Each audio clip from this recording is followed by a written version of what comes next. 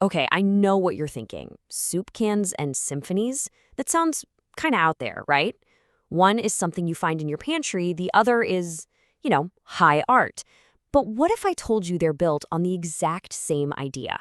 Stick with me, because by the end of this, you're going to see a hidden pattern that connects them both, and it's pretty cool. So let's just put it out there. What do a Campbell's soup can and a symphony actually have in common? It feels like a riddle, but the answer is surprisingly simple. It's this one powerful idea that, believe it or not, both artists and composers have been obsessed with for centuries.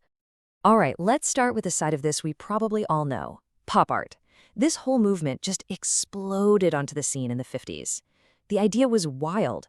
Artists started taking super common everyday stuff, like comic books or, a can of soup, and turning it into serious art. And the key, the real trick, was repetition. They'd take one simple thing and just show it over and over, but each time with different bold colors, making you see it in a totally new way. Okay, so here's the pivot. This whole idea of taking one theme and then creating a bunch of variations on it, well, that's not just a painter's thing. Not at all. It's a massive artistic idea that goes way, way beyond a canvas. And guess who were the absolute masters of it? Composers. We're talking centuries before anyone even thought about painting a soup can. Their canvas was silence. And their paints? Well, those were all the sounds and instruments they had to play with. So let's dive into this. Let's really look at this art of repetition. So in music, what does theme and variations even mean? Honestly, you can think of it like this. A composer comes up with a main tune, that's the theme. Then they play that tune again and again and again, but each time it's wearing a different outfit, right? Maybe the first time it's fast and happy, the next time it's slow and sad, or maybe a totally different instrument is playing it. Same tune, different vibe. And boom, here it is side by side. It just clicks when you see it like this, right? For pop art, the theme is just an everyday object, and the variations are all the different colors and arrangements. For music, the theme is the main melody, and the variations are changes in the speed, the rhythm, or which instruments are playing. It's literally the same creative engine, just powering two totally different vehicles. Okay, so we keep talking about a musical theme, but what is that really? What's it made of? Let's break down the building blocks.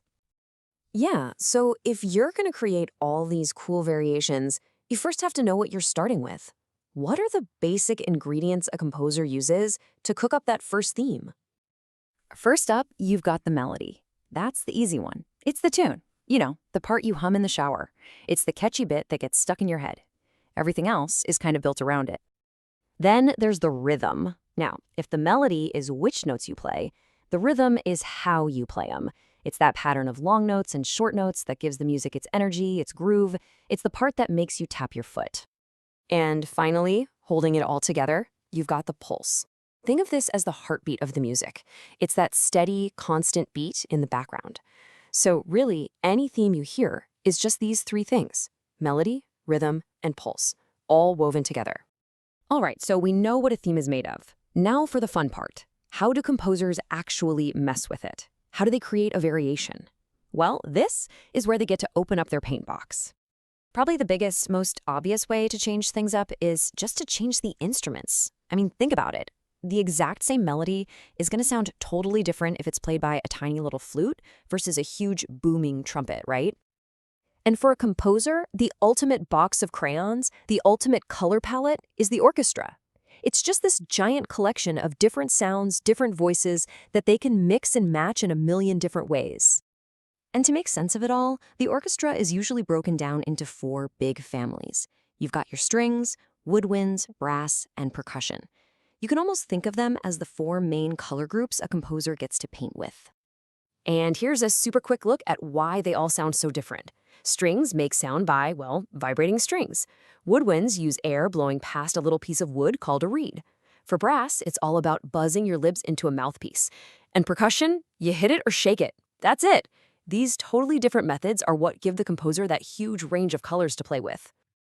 Okay, so we've connected soup cans to symphonies. We've broken down themes and instruments. But so what? Why does this matter to you? Well, because it can completely change how you listen to music. I love this quote because it just nails it. The theme is the object. The orchestra is the palette of colors. and each variation is a brand new painting. It's that simple.